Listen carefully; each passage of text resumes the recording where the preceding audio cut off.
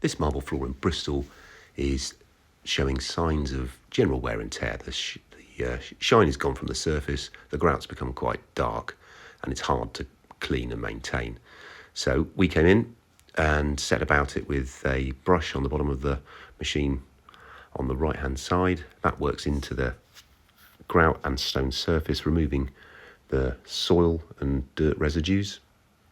We extract that with the vacuum machine on the left, so no residue is left on the surface.